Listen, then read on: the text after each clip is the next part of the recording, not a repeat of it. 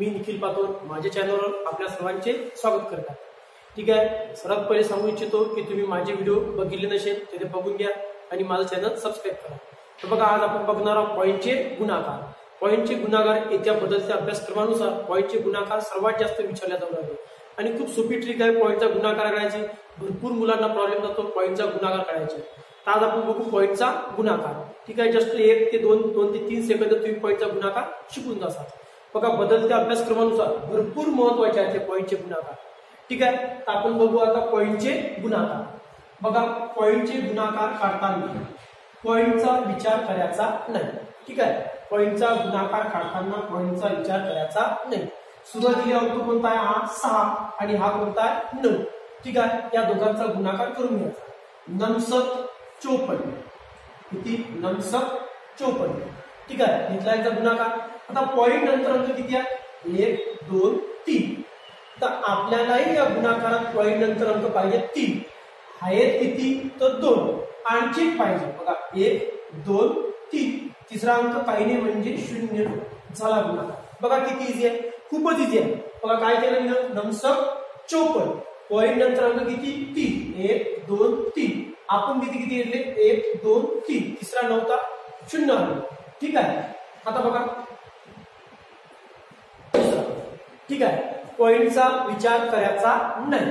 ठीक आहे, म्हणजे इथे काय 0.8 गुणिले 0.011। ठीक आहे, पॉईंटचा विचार करायचा नाही म्हणजे रक्कम किती आहे? 8 आणि हे समजू आपण 11। ठीक आहे, 11 8 88 11 8 88। आता बघा, पॉईंटचा नंतर अंक किती? पॉईंट नंतर अंक किती आहेत? 1 2 3 4। मी पॉईंट नंतर अंक म्हणत आहे। ठीक आहे, पॉईंट नंतर अंक किती? 1 2 3 4 म्हणजे आपल्याला उत्तरात येईल पॉईंट नंतर अंक पाहिजे 4। तर आपल्याकडे आहेत किती? 1 2 अंक आहे, आणखी 2 पाहिजे। मग आणखी 2 कोणती येतील? तर 0 येतील। बघा, 1 2 झाले का? 4 1 2 3 4। आता तुम्ही पॉईंट घेऊ शकता, झाला तुमचा गुणाकार।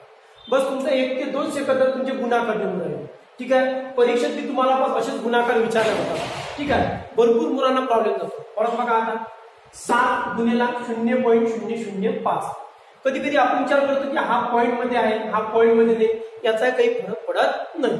बघा, त्यांचा गुणाकार करून घ्या। 7 गुणिले 5 पॉईंटचा विचार करायचा नाही म्हणजे रक्कम किती आहे? 5 7 5 35।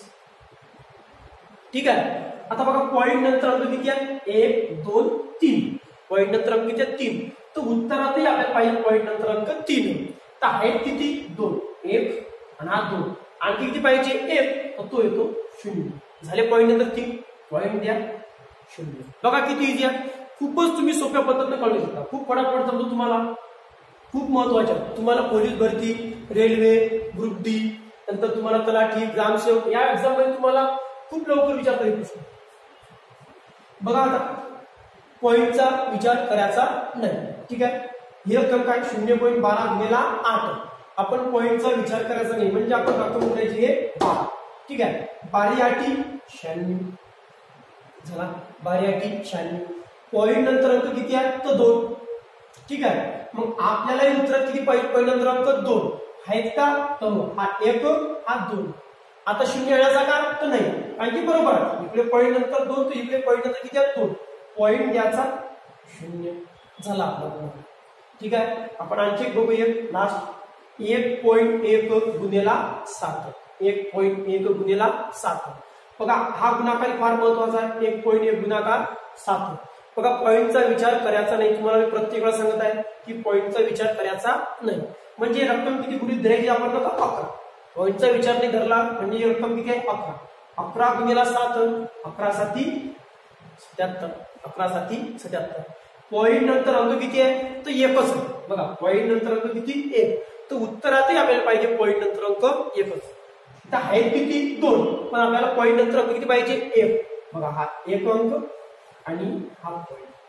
ठीक आहे मित्रांनो, अशा प्रकारे आपण पॉईंटचा गुणाकार शिकलो। ठीक आहे, पॉईंटचा गुणाकार फार महत्वाचा आहे आणि परीक्षेला बदलत्या अभ्यासक्रमानुसार तुम्हाला विचारला जातो। खूप सोपी आहे, आपण 1 ते 2 सेकंदात शिकलो। बघा, हा व्हिडिओ आवडल्यास लाईक करा, शेअर करा आणि सबस्क्राईब करा। धन्यवाद।